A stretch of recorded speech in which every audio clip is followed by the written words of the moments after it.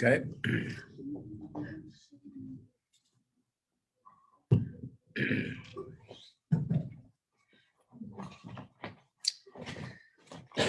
So we're on page 3.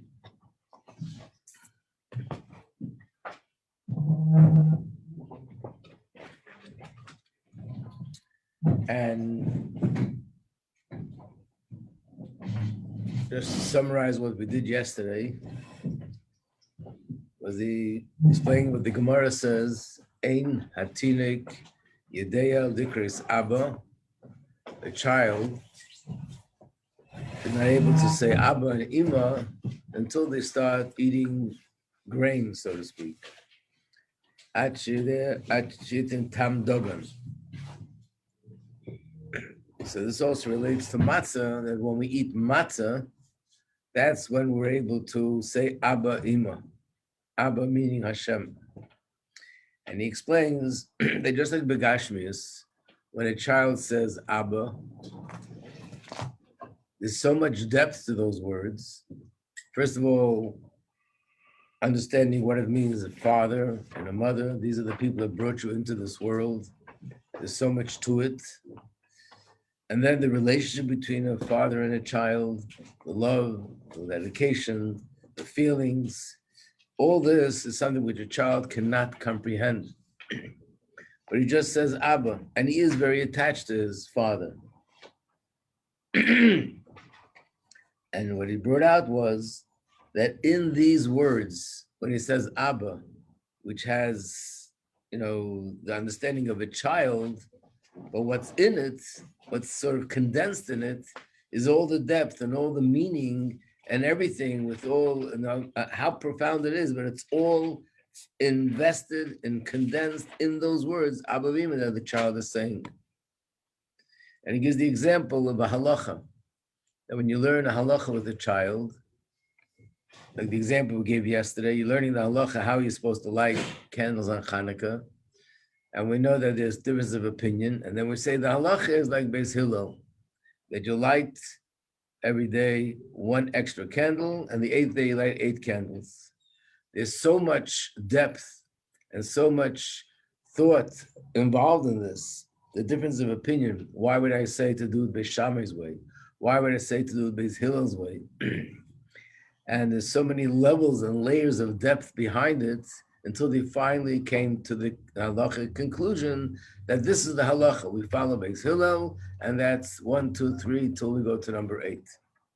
So again, when the child learns the halacha, he doesn't know all that. He just knows the halacha.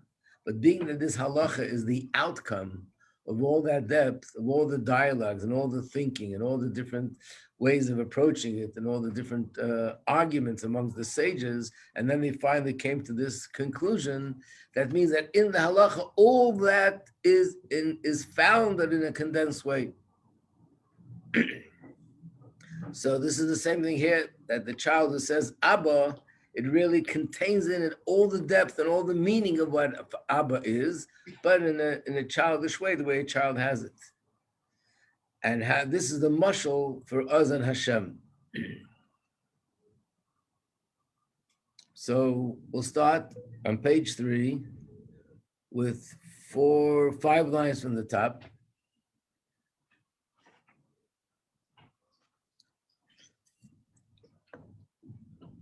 The line that begins with the word hamshachas.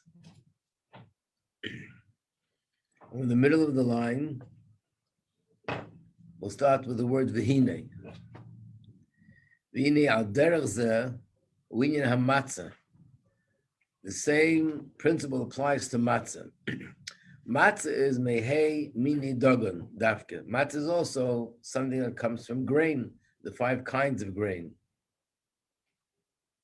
A matzah is called Mitzvas Hashem. Matzah is one of Hashem's mitzvahs. V'yiyah ayidei zeh hamshachas das alaki b'nefashos b'nei Yisrael So even though matzah is something very physical, and matzah is something which we eat, but nevertheless, in the matzah, what is found is the das, the knowledge of Hashem, is in it.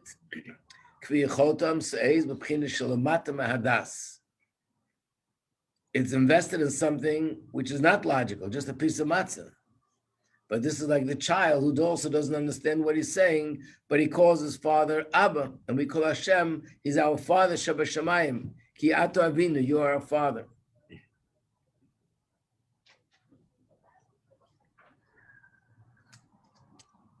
In those days, they didn't have this mushal, but today we have a mushal for this. It's not mamash a mushal, but today, everyone's talking about the fact, and I think in some ways they already have this, that one day they'll be inserting a chip in a person's brain, and you'll have all the information that's in the computer. I think someone told me they already have something along those lines. They said they're doing that with the vaccine, not with the testing. That's why they put it up in your nose so that the chip can sit close to your brain. That's what they say. And what does it do? It records like all your thoughts and all your. But the vaccine isn't inserted here. It's Not the vaccine, the testing, which is why it's inserted so close to you. on a Q-tip. On a Q-tip, yeah. And it's nanotechnology, so the nanotechnology sits close to your brain so it can read the brain waves, which is why we have the 5G to connect it to the nanotech that's in your nose so that they can get the information they need. Right. So now I'm saying something which is maybe theoretic, it's not practical yet, but I don't see that it's so far away. You have these discs that have books of Torah on it. In fact, there's a disc today that has every single published book in the world is on that disc that we have up to date, I think 60,000, 70,000, which is hundreds of thousands and millions of pages of Torah. And it's on a disc. So anything you're looking for, you go onto the computer, you can find it. Imagine you take that, they put a chip in the brain and you have all that information in your head. So basically what you have is a little piece of metal or a piece of something plastic, and you put it in, and it contains all that wisdom in it. So think of it this way: matzah is a chip that the Eibishter gave us, and when you put it into your mouth and you digest it, it contains in it all this wisdom. The only difference is we're not conscious of it in the same way, but it's in there, it's invested in it. What? If you're allergic, well, that's why they have all the different kind of matzahs today. They have, spelt and this and that, but that's already a halacha question. What do you do if you can't eat the matzah? What? Matzah represented ego, and that when you don't eat matzah. Oh wait. Yeah, no, you're right. That's going to be the next os. Rabbi? Yes. I feel like in the case of the CD with the information, though, then you have access to the information, but it doesn't necessarily mean you understand it. Like you don't necessarily have the das, but you just have the chakma in that case, like access to like, oh yes, I can point out this book, but it doesn't mean you can recite it, but you don't understand it. Right. That's why I said it's just to give some sort of sense of whether we have something a little bit similar to this, that it's a physical object. And yet through this physical object that could be transmitting wisdom. What we're saying here is a piece of matzah. I eat the matzah, which is basically something I'm digesting, it's going to my stomach, not to my brain. But we're saying, but this matzah will provide something in my head, which is called emunah, a knowledge of Hashem, which I'm not aware of consciously, true. So I'm not saying is mamish the same thing, but I'm saying that today, with the kind of technology we have, we can have a little bit of an idea of how something like this is actually practical, that there's something physical, piece of a chip of something, which is a piece of material, and yet through this, it could be transmitting to me a wealth of wisdom. Okay, thank you. And once they have it established, we'll talk again about it, and we'll take the mushroom further. Yeah. They'll be in touch with me. Okay. So Rabbi, the matzah gives us the honor to believe in the knowledge of Hashem. So we're saying, right, this knowledge that Hashem is one and the whole world is bottled to Hashem, the way he explained it before, that is sort of invested in the matzah. And when I eat the matzah, that enables me to have that kind of amunah. And I'll explain a little bit further how it is. So when we call Hashem, you're our Father, it's the same thing that we're saying the words. We don't really have the full understanding in it, but subconsciously, it's all in those words. This is the way Hashem plants, in a sense, in our heart, this amunah, in the essence of Hashem, not just the way Hashem gives life to the world, like the neshama gives life to the body, which he said before, that's the way anyone could understand Hashem. But we're talking about something deeper. How Hashem is exalted, and much, much higher than what we can perceive through creation. So remember we said that there's a certain degree of understanding of Hashem, which we get to understand by observing the creation, and observing the chayas, the life force that's melubash bohem, that's invested in the creation, kineshama beguf, like the neshama is in the body. But with Hashem, what we're talking about is to see and perceive much more how Hashem is totally removed from the world, and his greatness is infinitely greater than what's invested in creation.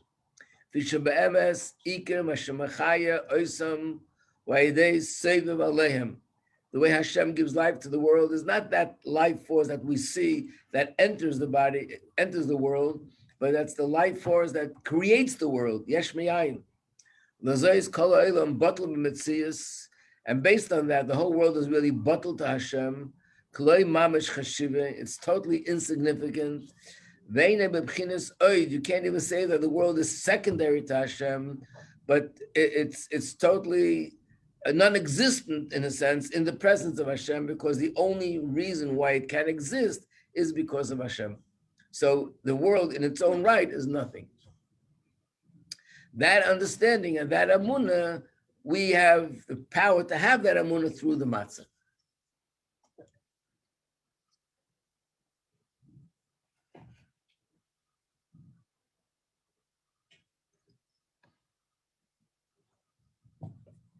By the way, the same is also with the body and the soul. I don't want to confuse you more, but think of it this way. The neshama leaves the body after 120, and the guf is still alive. How's the guf alive without the neshama? So there must be, and there is, energy of Hashem that gives life to the guf, independent of the neshama giving life to the guf.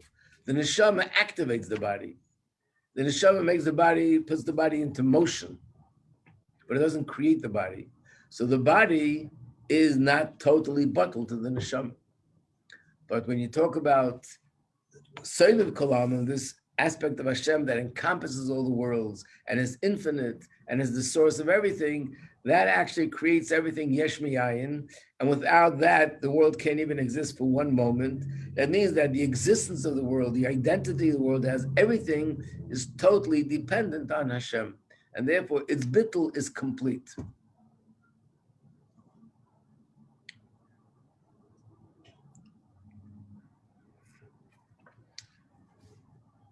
Let's explain this a little bit more. V'ni be'emes kol Yisrael, all Yidden, hamaminim b'nei maminim, that we have a munah, and this is something which is inherent. It's sort of a inheritance that we is passed on from parents to children. It's part of our neshama. Ve'amunas uman amuna kavua v'yosid baltimet chas v'sholem. The amunah is so solid and so strong, to the point that a Yid is ready to give up his life for Hashem. Even though we have the amunah, not a person doesn't necessarily understand, comprehend intellectually the essence of Hashem, and how the world is nothing when you compare it to Hashem. When you start explaining it and understanding it, it gets complicated. It's a very, very abstract concept. To understand that the world is kaziv hashemesh b'shemesh, it's like the rays of the sun in the sun. Shein haziv near a cloud that you don't see those rays.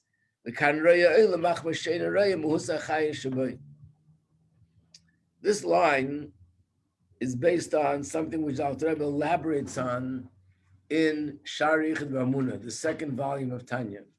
As you know, the second volume of Tanya is more philosophical, and it talks about Amuna. That's actually what it's called, Shar HaYichud V'Amuna, the gate to unity and Amuna, meaning to understand how Hashem and the world are one, and Amuna in Hashem. So over there, in that part of Tanya, the Alter Rebbe gives a mashal.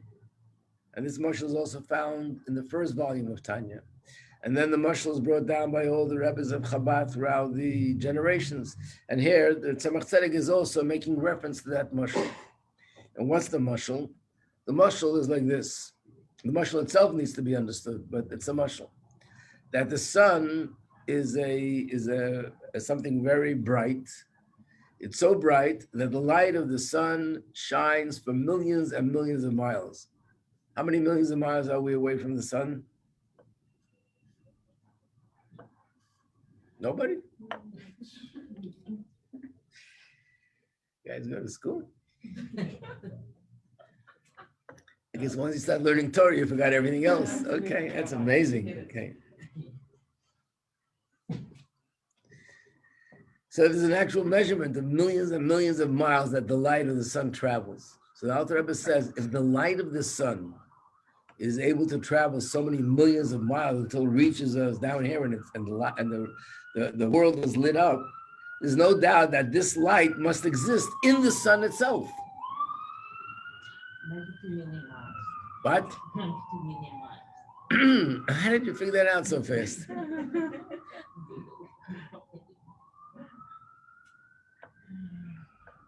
Right, 92 million miles.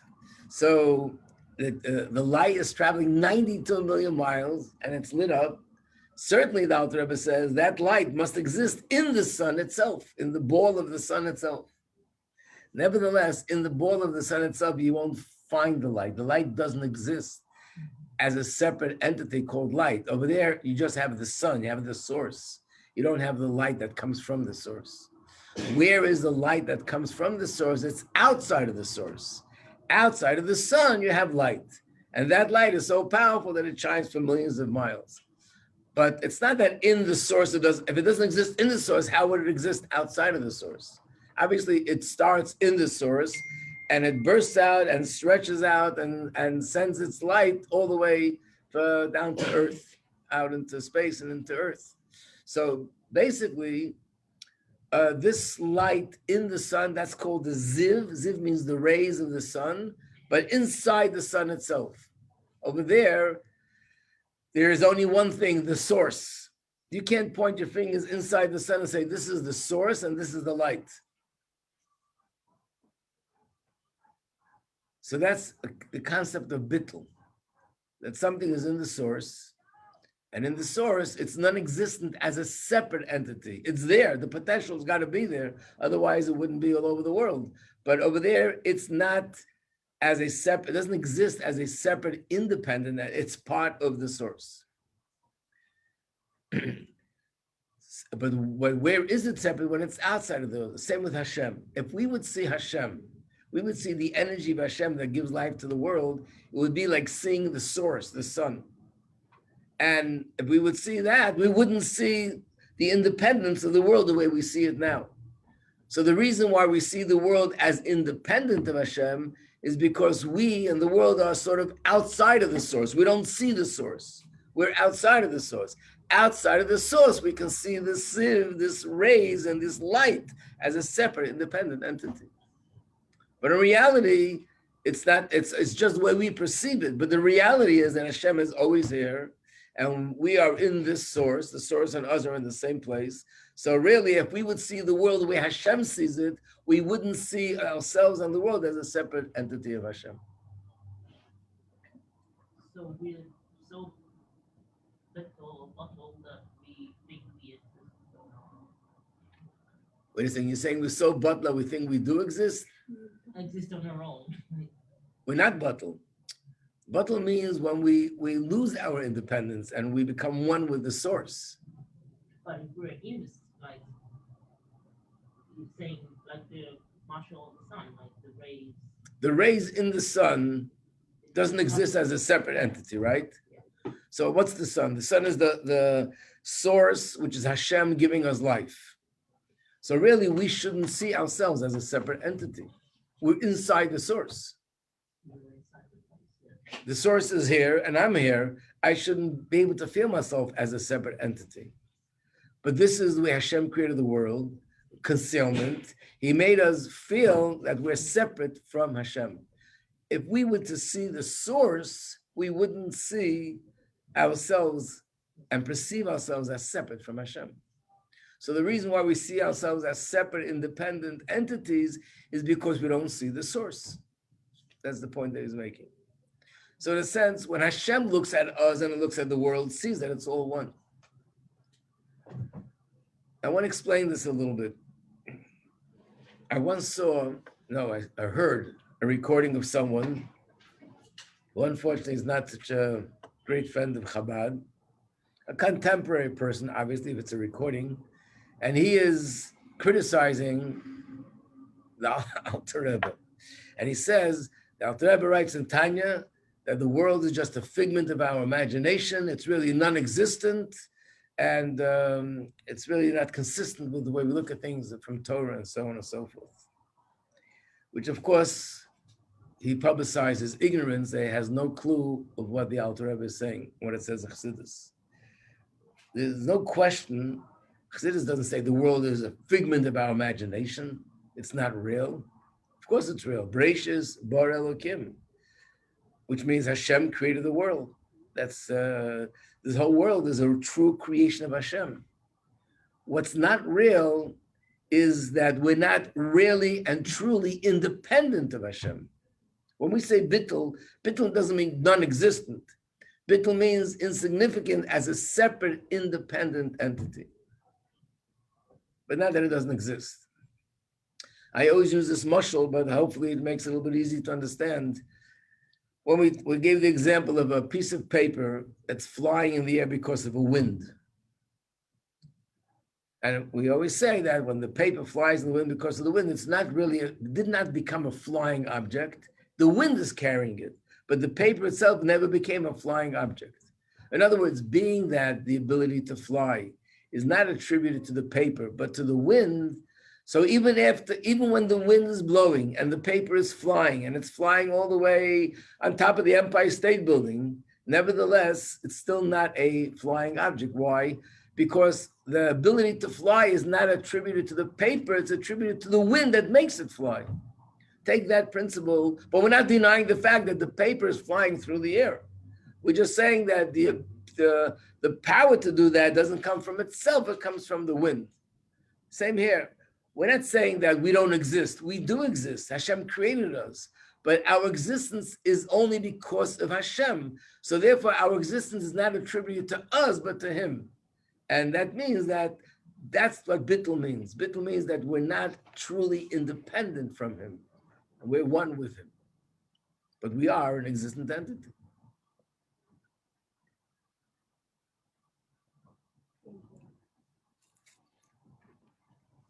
So that's what he's saying. Let's look at the words again inside now that we explained it a little bit. I'm going to read from the third line from the beginning of this paragraph. The bittul of the world would be compared to the rays of the sun, but inside the sun itself. Inside the sun itself, she'ein haziv nira klal.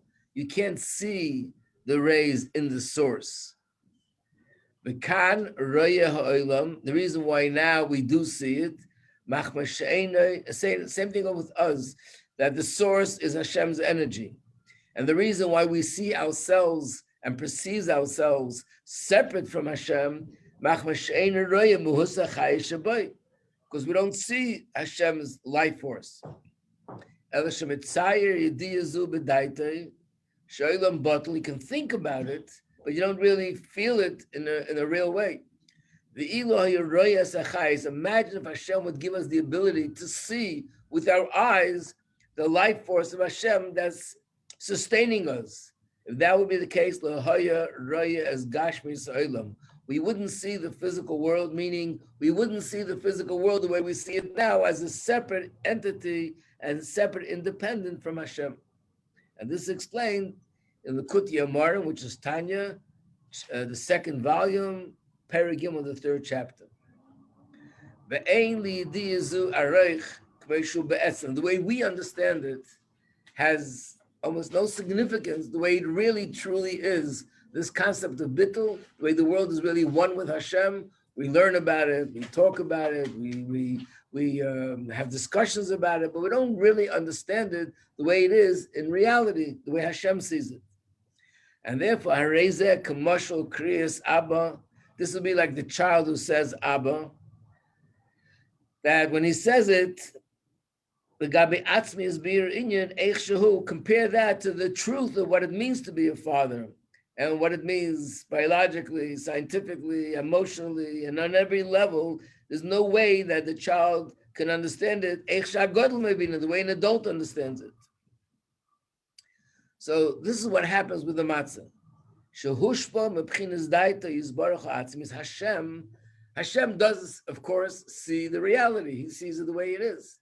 So Hashem took his knowledge, the way he sees it, the way he knows it, and he condensed that and sort of invested that in the matzah. So Hashem knows the truth about the creation. This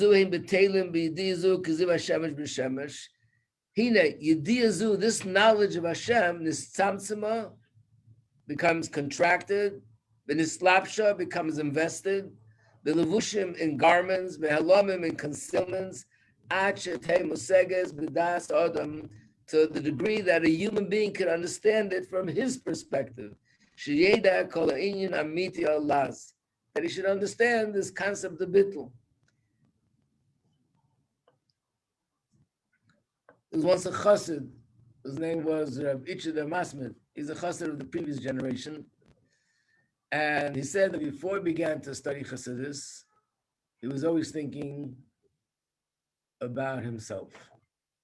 No, always thinking about Hashem. After he began to study chassidus, he's always thinking about himself. So they said to him, you probably wanted to say the opposite. He said, no, I said exactly what I wanted to say, but it doesn't make sense. So he said, before I studied Chassidus, I had no doubts whether I exist. Of course I exist. My question was, does Hashem exist? And we had to think about it, where we see Hashem. After you learn Chassidus, you have no doubts that Hashem is the reality. But Chassidus says that the world is bottled, so it means I don't exist. No, I do exist, but not as an independent. So I do or I don't, I do, I don't, am I not? So I'm thinking the whole time about myself. That's the difference.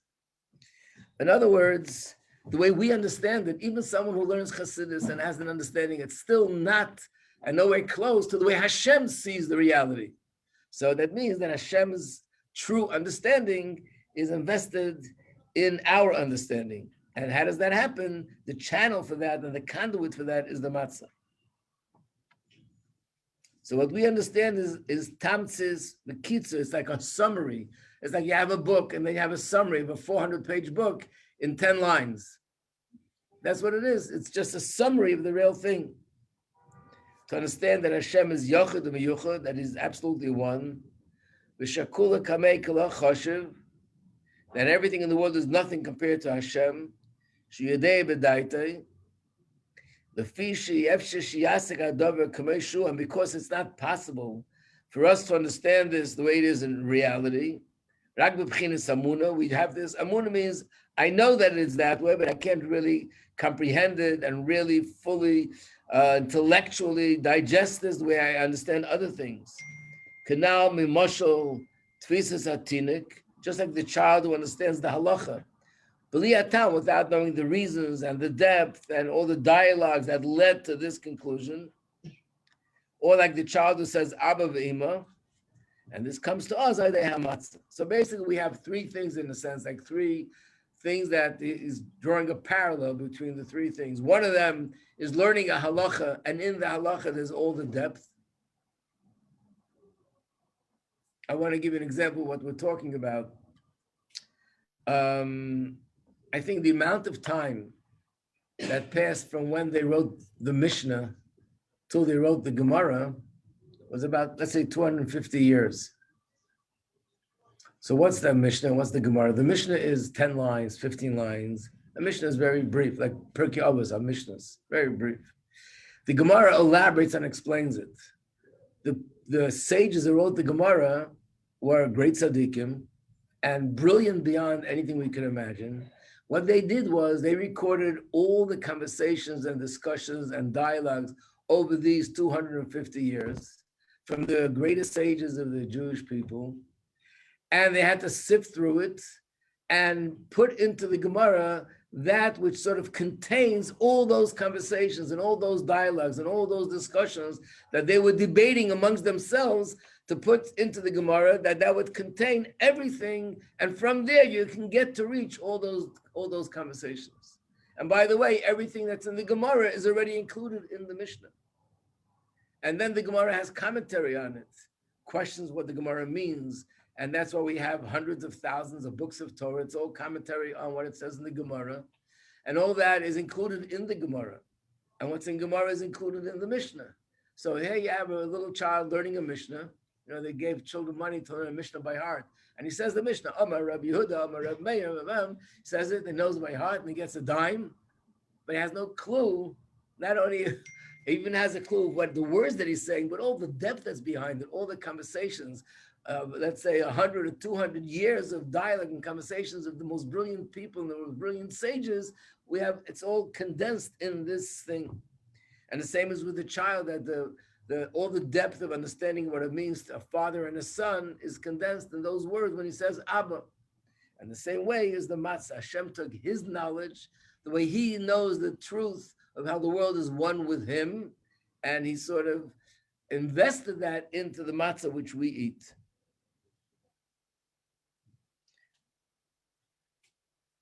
Is this somewhat clear, or you have it just with Amunah? Amunah.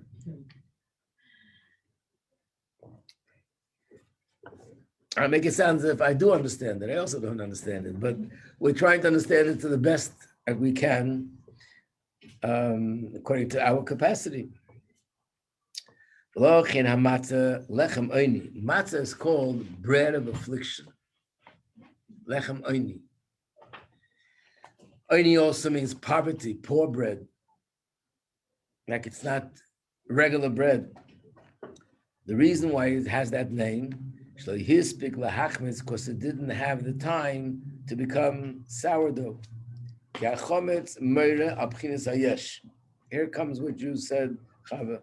Chametz is something which rises, the dough rises, and that's yesh. Shenitpach benigba. It goes upward, it blows up. V'hainu. Okay, this part becomes a little bit more according to Kabbalah, but before we go there, what we're basically saying is that the true Amunah is the true bittul. And that's why the physical matzah, just the way matzah is baked, represents bittul. Because matzah is, the difference between matzah and chametz is the same ingredients. This is flour and this is flour. This is water, this is water. This goes in the oven, this goes in the oven. There's no difference. That's the ingredient. The only difference is this rises and this doesn't. So in a sense, what defines matzah, that it doesn't have the nature to rise, and that's bittul, has the union of bittul, humility. And chametz is the opposite. So that means that matzah allows us, the physical eating of matzah allows us to have that bittul to Hashem. Rabbi, how does Emunah fit into the bittul? As what do the bittul? Emunah. Emunah means that the fact that I believe that Hashem is one and the whole world is one with Hashem, even if I don't understand it fully, but if I understand the whole world with Hashem, then I have total bittul to Hashem. In other words, everything about me And my true existence and my true bracha, my true goal in life should be to be connected to Hashem. As a result of that, then the person is never going to, I mean, if this would be really complete, like by a tzaddik, who has total bittul, therefore all his wills, all his desires, all his drives are all towards Hashem, not to anything that's separate from Hashem. So, so if we're already like people to Hashem, like somehow we're already connected to Hashem already. So I guess there's levels of depth in terms of that connection. so it's for ourselves in terms of consciously be aware of that. Right. How conscious I am of that bittul. I mean, generally speaking, take the average Jew who's a frum Jew, which means I'm dedicated to keep Shabbos and Kashrus and Yontif and Purim and Chanukah. I'm dedicated, but we all have our imperfection. Here we speak a little Lashon Hara. Here we don't learn the thing we're supposed to, do the thing we're supposed to, we don't do it right. In the middle of davening, it happens. One out of 300,000 people, that in the middle of davening, a thought comes to your head that's related to something else that's not davening. If that can happen, then that's not bittul. Total bittul would mean it doesn't even occur to me. I'm davening to Hashem. I only know about Hashem. Most people are not on that level. So there are levels of bittul. To what degree I am totally and completely aligned with Hashem. And the truth is, it's only great tzaddikim that have that in the full sense. But everybody works on that bittul to some degree. What do you want to say? A desirable goal for Masa, like the whole year. That's a very good question. And we're going to have a whole class on that, Amir Hashem. If you could fall asleep until we get there, then, and it won't disturb you from sleeping, then we'll do that. And if not, I can see you in the office and I'll explain it to you.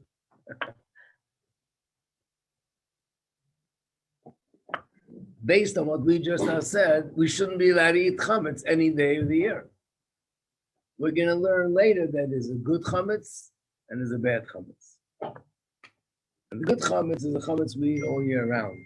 And the bad chametz is the chametz we eat on Pesach. I have to explain that. Rabbi? Yeah. If we work on this to the point, I'm not saying that we're going to get there, but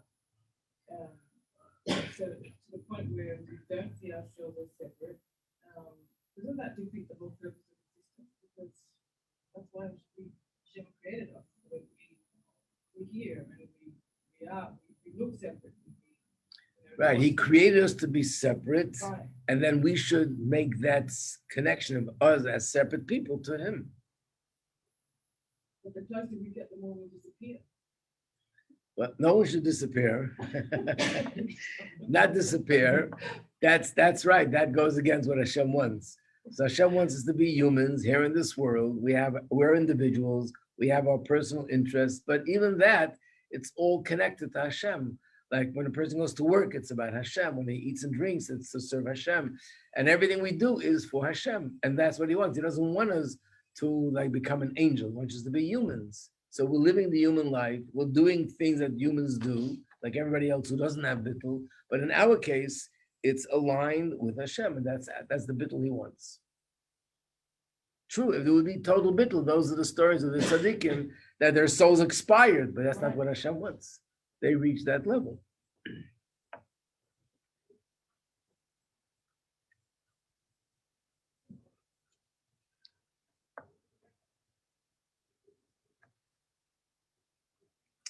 But again, not to get carried away, bittul would mean on a practical level, I'm doing business and something comes up. And if I'm going to be one iota not so honest, I can make more money. When I make the decision not to do that, because that's not what Hashem wants, that's my expression of bittul. Or if something comes up in business that it makes me compromise one iota in kashrus, one iota in tznius, one iota in keeping Shabbos, whatever it may be, and I say, if that's not what Hashem wants, that's my expression of bittul. So I might not feel the way he describes things over here, but I could learn to speak, act, and think in a way that it's consistent with this concept of bittul. that I realize that everything I do is to be directed towards Hashem. Are the bittul and bubble mean the same thing, or they? Yeah, it's just grammatically used in different. Bittul is more of I think bottle would be more a verb. The person is bottled to Hashem, and bittul is a noun maybe. So being faithful to Hashem is doing Torah. Really, anything I do of Torah mitzvahs, that's an act of bittul. And especially when something comes up where there's a conflict of interest. I want it, for me personally, one way, because this tastes good, but Hashem says it's not allowed, and I give up what I want for Hashem, that's a real bittul. So anything that a person does and goes out of his way to do what Hashem wants, and that overrides what I would want, that's bittul. So that's a totally different bittul in terms of Moshe Rabbeinu or what? Right, this bittul that I'm describing is more practical. And we're talking about bittul that a person actually understands and feels that oneness. Like it says that the Mezritcha Magid said this to the students who were around his bed before he passed away. He said, I don't see the ceiling. I see the words of Hashem that are giving life to the ceiling. In other words, what it says here in Tanya, that's what he experienced in reality. The Rebbe once said something very powerful, a very famous mimer, where the Rebbe said that there are tzaddikim, and it said specifically referred to the Nasiya of Chabad, that just like we work on understanding the concept of bittul, they have to struggle to understand how the world can be perceived as separate from Hashem. Well, it's mind-boggling. Okay, but we just make sure to make a bracha before we eat and a bracha after we eat, and daven, and just be good, and that'll be our bittul.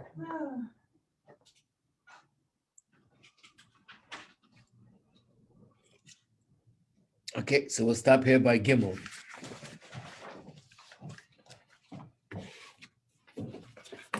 Look, everybody. Thank you. You're welcome. Thank you, Rabbi. Very, very welcome.